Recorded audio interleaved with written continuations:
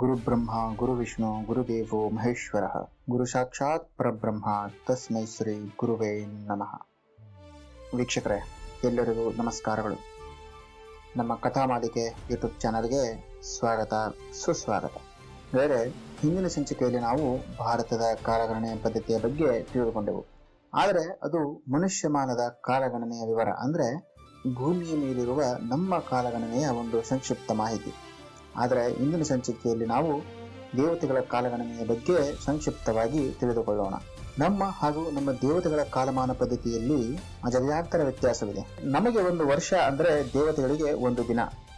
ಉತ್ತರಾಯಣ ದೇವತೆಗಳಿಗೆ ಹಗಲಾದರೆ ದಕ್ಷಿಣಾಯನ ಅವರಿಗೆ ರಾತ್ರಿ ಆಗಿರುತ್ತೆ. ದೇವತೆಗಳ ಒಂದು ವರ್ಷ ನಮ್ಮ ಲೆಕ್ಕಾಚಾರದ ಪ್ರಕಾರ ಒಂದು ದೈವಿಕ ವರ್ಷ ಅಂತಲೂ, ಅದನ್ನ ನಮ್ಮ ಮನುಷ್ಯಮಾನದ 360 ವರ್ಷಗಳು ಅಂತ ಕರೆಯಲಾಗುತ್ತೆ. ಒಟ್ಟಾರೆಯಾಗಿ ನಮ್ಮ ಪುರಾಣಗಳಲ್ಲಿ ತಿಳಿಸಿರುವ ಹಾಗೆ 4 ಯುಗಗಳಿವೆ.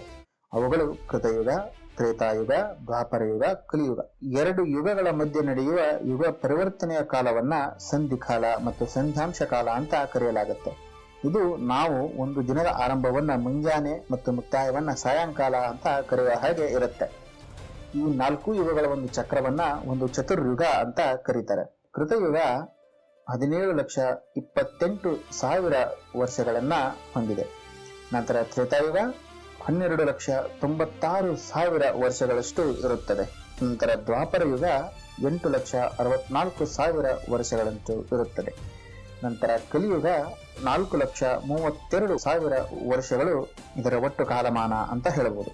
ಹೀಗೆ ಗೆಳೆಯರೆ, ಒಂದು ಚತುರ್ಯುಗ ಅಂದರೆ 12,000 ದೈವಿಕ ವರ್ಷಗಳು, ಅಂದರೆ 43,20,000 ಮಾನವ ವರ್ಷಗಳು.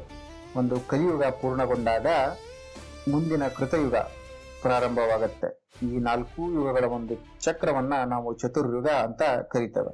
ಇನ್ನು ಮನ್ವಂತರ, ಇಂತಹ ಚತುರ್ಯುಗಗಳು 71 ಬಾರಿ ತಿರುಗಿದಾಗ ಆಗುವ ಕಾಲವೇ ಮನ್ವಂತರ.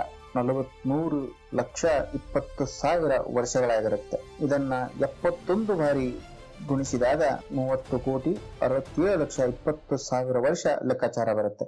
ಇದು ಮನ್ವಂತರದ ಕಾಲ ಅಂತ ಕರೆಯಲಾಗುತ್ತೆ.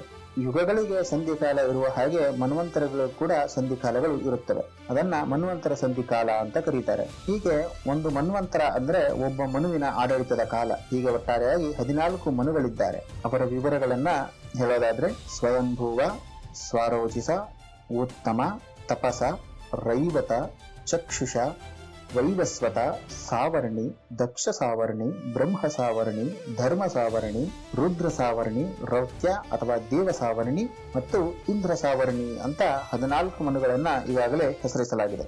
ಮುಂದೆ ಗೆಳೆಯರೆ, ಮನುಗಳ ನಂತರ ಬರುವುದೇ ಕಲ್ಪ. ಕಲ್ಪ ಅಂದ್ರೆ ಬ್ರಹ್ಮದೇವರ ಒಂದು ದಿನದ ಲೆಕ್ಕಾಚಾರ. 14 ಮನ್ವಂತರಗಳ ಸಮಯವನ್ನ ಒಂದು ಕಲ್ಪ ಅಂತ ಕರೆಯಲಾಗುತ್ತೆ. ಚತುರ್ಯುಗಗಳನ್ನ 71 ಬಾರಿ ಗುಣಿಸಿದಾಗ 994 ಚತುರ್ಯುಗಗಳು ಉಂಟಾಗುತ್ತವೆ. ಉಳಿದ 6 ಚತುರ್ಯುಗಗಳು ಪ್ರತಿ ಮನ್ವಂತರದ ಹಿಂದಿನ ಮತ್ತು ನಂತರದ ಸಂಧಿಕಾಲ. ಹೀಗಾಗಿ ಸಂಧಿಕಾಲವನ್ನ ಮನ್ವಂತರದ ಪರಿವರ್ತನೆಯ ಸಮಯ ಅಂತ ಕರೆಯಲಾಗುತ್ತೆ. ಹೀಗಾಗಿ 14 ಮನ್ವಂತರಗಳಿಗೆ 6 ಚತುರ್ಯುಗಗಳು ಸಂಧಿಕಾಲಗಳಾಗಿರುತ್ತವೆ. ಹೀಗೆ 14 ಮನ್ವಂತರಗಳು ಅಂದರೆ 1,000 ಚತುರ್ಯುಗಗಳು ಬ್ರಹ್ಮದೇವರಿಗೆ ಒಂದು ಹಗಲು ಮತ್ತು ಅಷ್ಟೇ ಸಮಯದ ರಾತ್ರಿಯೂ ಇದೆ. ಈ 2 ಕಲ್ಪಗಳನ್ನ ಅಂದ್ರೆ 2 ಹಗಲು ಮತ್ತು ರಾತ್ರಿಗಳನ್ನ ಸೇರಿಸಿ ಅದನ್ನು ಅಹೋರಾತ್ರ ಅಂತ ಕರೀತಾರೆ. ಹೀಗೆ ಹಗಲಿನಲ್ಲಿ ಸೃಷ್ಟಿಯನ್ನ ಸೃಷ್ಟಿಸಿದ ಬ್ರಹ್ಮದೇವರು ಸೃಷ್ಟಿ ರಾತ್ರಿಯಲ್ಲಿ ಪ್ರಳಯವಾಗಿ ಕೊನೆಗೊಳ್ಳುತ್ತದೆ. ಇದನ್ನು ಆಳುವ 14 ಮನುಗಳು, ಪ್ರತಿಯೊಂದು ಮನ್ವಂತರಕ್ಕೂ ಒಬ್ಬ ಮನು, ಮನುಪುತ್ರರು, ಸಪ್ತಋಷಿಗಳು, ಇಂದ್ರರು, ದೇವತೆಗಳು, ಹೀಗೆ ಪ್ರತಿಯೊಂದು ಮನ್ವಂತರದಲ್ಲಿಯೂ ಬದಲಾಗುತ್ತಿರುತ್ತಾರೆ. ಪರಾರ್ಧ ಕಾಲಾವಧಿ. ಬ್ರಹ್ಮದೇವರ ಜೀವಿತಾವಧಿ 100 ವರ್ಷಗಳು. ಇದನ್ನ ಒಂದು ಪರ ಅಂತ ಕರೆಯಲಾಗತ್ತೆ. ಅದನ್ನೇ ಬ್ರಹ್ಮಕಲ್ಪ ಅಥವಾ ಮಹಾಕಲ್ಪ ಅಂತ ಕರೆಯಲಾಗುತ್ತೆ. ಪರಾರ್ಧ ಅಂದ್ರೆ ಬ್ರಹ್ಮದೇವರ ಜೀವಿತದ 50 ವರ್ಷಗಳು. ಹೀಗೆ ಗೆಳೆಯರೆ, ಮೊದಲೇ ತಿಳಿಸಿದಂತೆ ಒಂದು ಚತುರ್ಯುಗ ಅಂದರೆ 43,20,000 ಮಾನವ ವರ್ಷಗಳು. ಹೀಗೆ 43,20,000 ವರ್ಷಗಳನ್ನ 1,000 ಚತುರ್ಯುಗಗಳಿಂದ ಗುಣಿಸಿದಾಗ 432 ಕೋಟಿ ಮಾನವ ವರ್ಷಗಳ ಲೆಕ್ಕಾಚಾರ ಬರುತ್ತೆ. ಇದು ಬ್ರಹ್ಮದೇವರಿಗೆ ಒಂದು ಹಗಲು ಮಾತ್ರ.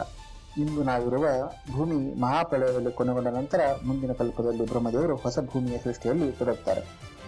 ಆಧುನಿಕ ಕಾಲಮಾನದಲ್ಲಿ ಗೆಳೆಯರೆ, ನಾವೀಗ ಕ್ರಿಸ್ತಶಕ 2026 ವರ್ಷದಲ್ಲಿ ಇದ್ದೇವೆ. ಇದನ್ನ ನಮ್ಮ ಸನಾತನ ಕಾಲದ ಪ್ರಕಾರ ಹೇಳೋದಾದರೆ ನಾವು ಪ್ರಸ್ತುತ ಬ್ರಹ್ಮದೇವರ ಜೀವನದ ಅರ್ಧ ದಾರಿಯಲ್ಲೇ ಇದ್ದೇವೆ. ಇದನ್ನೇ ಪರಾರ್ಧ ಅಂತ ಕರೆದದ್ದು. ಒಂದು ಪರ ಅಂದ್ರೆ ಬ್ರಹ್ಮದೇವರ 100 ವರ್ಷ, ಪರಾರ್ಧ ಅಂದ್ರೆ 50 ವರ್ಷಗಳು ಮುಗಿದು ಹೋಗಿವೆ. 51ನೇ ವರ್ಷದಲ್ಲಿ ನಾವಿದ್ದೇವೆ. ಹೀಗೆ ಬ್ರಹ್ಮದೇವರ 1 ವರ್ಷದ 12ನೇ ತಿಂಗಳಲ್ಲಿ ಮೊದಲನೇ ತಿಂಗಳಲ್ಲಿದ್ದೇವೆ. ಹಾಗೆ ಒಂದು ತಿಂಗಳ 30 ದಿನಗಳ ಮೊದಲನೇ ದಿನ ಅಂದ್ರೆ ಮೊದಲನೇ ಕಲ್ಪದಲ್ಲಿ ನಾವಿದ್ದೇವೆ. ಇದನ್ನ ಶ್ವೇತವರಾಹ ಕಲ್ಪ ಅಂತ ಕರೆಯಲಾಗುತ್ತೆ. ಇನ್ನು ಅವರು ಒಂದು ಕಲ್ಪದಲ್ಲಿ ಬರುವ 14 ಮನ್ವಂತರಗಳಲ್ಲಿ ನಾವು 7ನೇ ಮನ್ವಂತರದಲ್ಲಿದ್ದೇವೆ. ಈ ಮನ್ವಂತರದ ಮನು ವೈವಸ್ವತ ಮನು.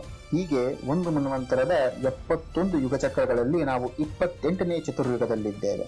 4 ಯುಗಗಳಲ್ಲಿ ಅದರ 4ನೇ ಯುಗ ಕಲಿಯುಗದಲ್ಲಿ ನಾವಿದ್ದೇವೆ. ಪ್ರಸ್ತುತ ಕಲಿಯುಗ ವರ್ಷ 5128ನೇ ವರ್ಷದಲ್ಲಿ ನಾವೀಗ ಇದ್ದೇವೆ. ಇದನ್ನೇ ಮುಂದುವರೆದು ನಾವು ಹೇಳೋದಾದರೆ ಗೆಳೆಯರೆ, ಬ್ರಹ್ಮದೇವರ ಒಂದು ಹಗಲು ಎಂದರೆ ನಮ್ಮ ಕಾಲಮಾನದಲ್ಲಿ 432 ಕೋಟಿ ವರ್ಷಗಳು. ಹಾಗೆ ಬ್ರಹ್ಮದೇವರ ಒಂದು ದಿನ ಅಂದ್ರೆ ಹಗಲು ರಾತ್ರಿಗಳನ್ನು ಎರಡೂ ಸೇರಿ ಹೇಳೋದಾದ್ರೆ 864 ಕೋಟಿ ವರ್ಷಗಳು. ಇದು ನಮ್ಮ ಸನಾತನ ಕಾಲಗಣನೆಯ ಒಂದು ಸಂಕ್ಷಿಪ್ತ ವಿಚಾರ. ಇಲ್ಲಿಗೆ ಸನಾತನ ಕಾಲಗಣನೆ ಮುಗಿಯಿತಾ? ಇಲ್ಲ ಗೆಳೆಯರೆ. ಯಾಕಂದ್ರೆ ಇದೇ ರೀತಿ ಬ್ರಹ್ಮದೇವರು 100 ವರ್ಷಗಳ ಕಾಲ ಜೀವಿಸ್ತಾರೆ. ಅದನ್ನ ನಮ್ಮ ಕಾಲಮಾನದಲ್ಲಿ ಹೇಳೋದಾದ್ರೆ 311.04 ಟ್ರಿಲಿಯನ್ ಲಕ್ಷ ಕೋಟಿ ಮಾನವ ವರ್ಷಗಳು ಅಂತ ಹೇಳ್ತಾರೆ. ವಿಷ್ಣು ಪುರಾಣಗಳ ಪ್ರಕಾರ ಬ್ರಹ್ಮದೇವರ ಸೃಷ್ಟಿಕರ್ತ ವಿಷ್ಣು ಹಾಗೂ ಶಿವ ಪುರಾಣಗಳ ಪ್ರಕಾರ ಬ್ರಹ್ಮ ಹಾಗೂ ವಿಷ್ಣು ದೇವರುಗಳ ಸೃಷ್ಟಿಕರ್ತ ಶಿವ.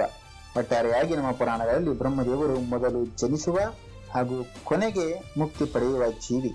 ಆದರೆ ಶಿವ ಮತ್ತು ವಿಷ್ಣು ದೇವರುಗಳು ಹುಟ್ಟು ಸಾವವಿಲ್ಲದ ನಿರಂತರ ದೇವತೆಗಳು. ಅದಕ್ಕೆ ತ್ರಿಮೂರ್ತಿಗಳಲ್ಲಿ ಬ್ರಹ್ಮ ಹುಟ್ಟಿ ಸಾಯುವ ದೇವರಾದರೆ ಶಿವ ಮತ್ತು ವಿಷ್ಣು ಅನಂತ ನಿರಂತರ ದೇವರುಗಳು. ಇಂತಹ ಇನ್ನೂ ಅನೇಕ ವಿಷಯಗಳನ್ನು ನಾವು ಮುಂದಿನ ಸಂಚಿಕೆಗಳಲ್ಲಿ ತಿಳಿಯೋಣ. ಒಟ್ಟಾರೆಯಾಗಿ ಹೇಳೋದಾದ್ರೆ ಗೆಳೆಯರೆ, ಈ ನಮ್ಮ ಕಾಲಗಣನೆ ಬರೇ ಕಥೆಗಳಿಗೆ ಸಂಬಂಧಪಟ್ಟ ವಿಷಯವಲ್ಲ. ಇದು ನಮ್ಮ ಇತಿಹಾಸ ಮತ್ತು ವಿಜ್ಞಾನ ಅಂತ ಹೇಳ್ತಾ, ಈ ನಮ್ಮ ಮಾಹಿತಿ ನಿಮಗೆ ಇಷ್ಟವಾಗಿದ್ದಲ್ಲಿ ಈ ಸಂಚಿಕೆಯನ್ನ ಲೈಕ್ ಮಾಡಿ, ನಿಮ್ಮ ಸ್ನೇಹಿತರೊಂದಿಗೆ ಶೇರ್ ಮಾಡಿ, ನಿಮ್ಮ ಅನಿಸಿಕೆಗಳನ್ನ ಮತ್ತು ಪ್ರಶ್ನೆಗಳನ್ನ ನಮ್ಮ ಕಮೆಂಟ್ ಬಾಕ್ಸ್ ನಲ್ಲಿ ತಿಳಿಸಿ. ಇನ್ನಷ್ಟು ಮಾಹಿತಿಗಾಗಿ ನಮ್ಮ ಕಥಾಮಾಲಿಕೆ ಯೂಟ್ಯೂಬ್ ಚಾನೆಲ್ನ ಸಬ್ಸ್ಕ್ರೈಬ್ ಮಾಡಿ ಅಂತ ಹೇಳ್ತಾ ಇಂದಿನ ಸಂಚಿಕೆ ಹೇಳೋಣ ಮುಕ್ತಾಯ. ಓಂ ನಮಃ ಶಿವಾಯ. ಸರ್ವೇ ಜನ ಸುಖಿನೋ ಭವಂತು, ಸರ್ವೇ ವಿಶ್ವ ಸುಖಿನೋ ಭವಂತು. ಹರ ಹರ ಮಹಾದೇವ. ಶಂಭೋ ಶಂಕರ.